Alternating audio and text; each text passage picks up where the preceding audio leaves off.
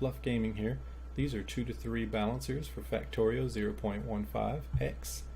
They take any amount of goods coming in to these incoming 2 lanes, and they will evenly distribute them to the 3 outgoing lanes. And if you have different items on the left and right lanes of each belt, that will be conserved on the outside.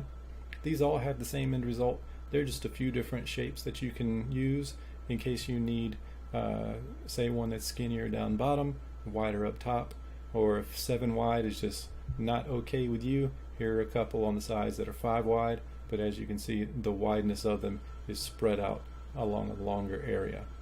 So if you want the details and see how these work exactly, see you on the other side. Okay, let's go ahead and build these from the ground up. They are a little complex, that way we can see exactly how they work.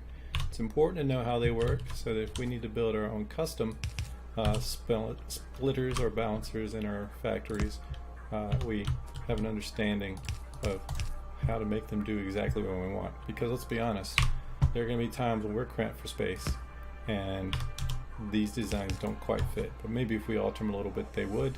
So like I said, important to know how they work. So starting with this, we have 2 lanes coming in.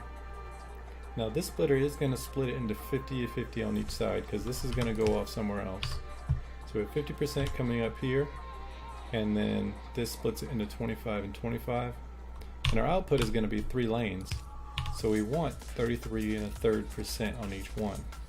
So 25% is most of the way there, but not all the way. So next, let's go ahead and see if we can address some of this lane. So we're going to curve around a little bit because we need to make room for some returns. If you watched my other videos, you know usually these odd number splitters and some of the even number splitters will have additional leftovers, I guess you could say, after the final exit splitters get placed down. So now we have 50% coming in, or 100% coming in, 50 coming out in each lane. This is, like we said before, 25%, 25%. And then this one, we have 50 coming up, split in 25%. So that's 75% going to these 3. But we're going to get this right here that's going to come through and back up, and that's going to cause this to be an uneven distribution. So we have to take all that we have in this belt right here and redistribute it through both of these splitters. One way to do it actually is we could take it all the way back and put it onto one of these belts. That would eventually give us an even distribution, but whenever you come into a belt, as you know, it's going to back up the lane that it's going into, and we don't want this to back up. So to prevent it from backing up, we'll do this. And that's why we had the little skip right there. So now we have the original 75% that we talked about. The extra 25% comes through here. It gets split into 12.5 and 12.5, and each of these gets 6.25. So 25 plus 6.25 is 31.25, and that other 6.25 come through here, and on until you'll see a few just sort of leftovers spiraling through, and it finally evens out. Okay, let's go ahead and start on the next one.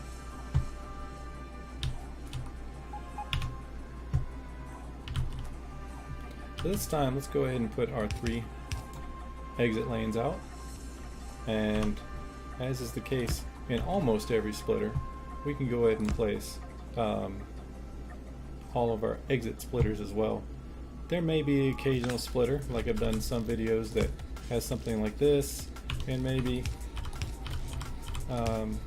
the belt curves around, and sometimes because of the shape you're going for, that's necessary, but for general compactness, we're going to go ahead and do this one like so. Alright, now our incoming 2 lanes are going to evenly feed in to all of these. So just like with this one, we've got the 75% right here if it only weren't for this one going to be backed up. So just like any other one, we need to go ahead and dress this extra 25%, and we'll do that like so.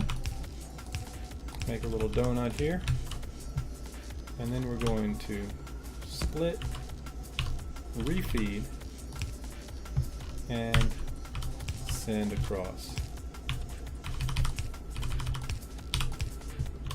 Okay, so as you can see here, we have our original 75 that come up through the initial pass, and then the extra 25% comes through. It gets split into 12.5 and 12.5. So the 12.5 comes through here, 6.5 to both sides, that's 31.5%. The other 12.5 comes through here, 6.5 to each side, that's 31, just over 31% to each lane. And the remnants continue to cycle through here until finally they all distribute out. Now, these can be adjusted some as necessary to fit the needs of your base. This, for going to 3 lanes, it is kind of upsetting that it takes up 7 wide. So if you need to, you can actually make this thinner. So let's go ahead and make this thinner. So we have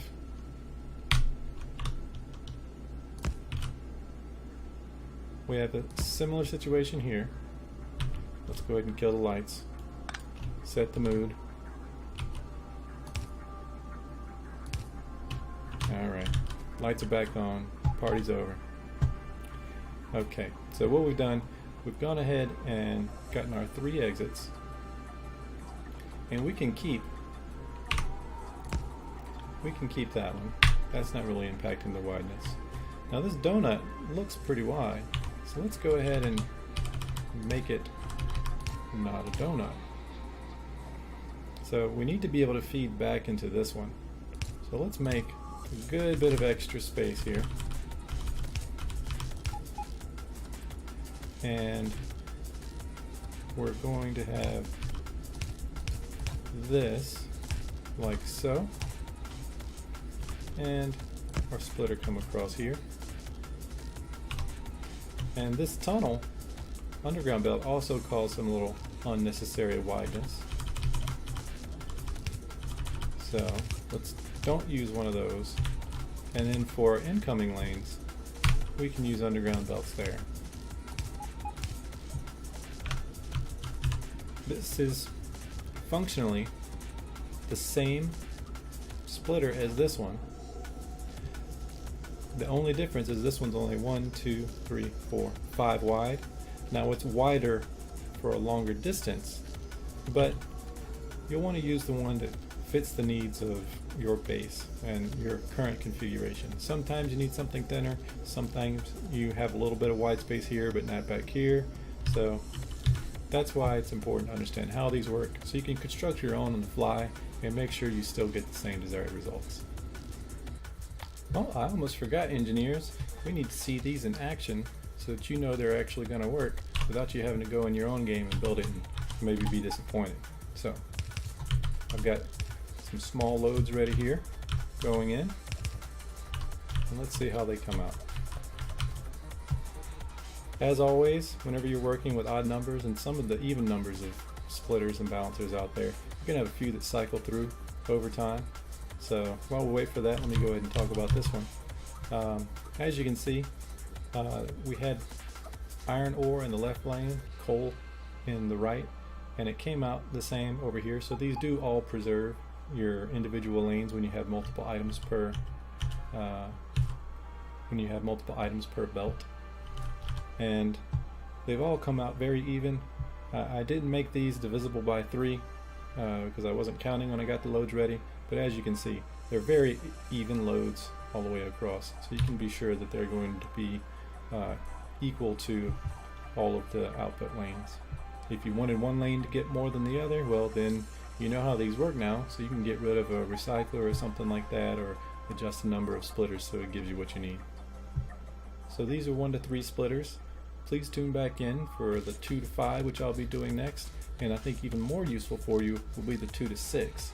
The 2 to 6 splitter is very useful for whenever you're loading for trains. Trains can only have 6 inserters per side, so 6 is a very common number to split too, and it's pretty rare that you split above that. So I might make it 2 to 7, but I'm probably not going to go much further than that before I move on to other things. If you have any special requests, feel free to leave them in the comments and I'll try to make a video for you. Until then, or until you tune into the next one, this has been Bottom Line Up Front, and take care, engineers.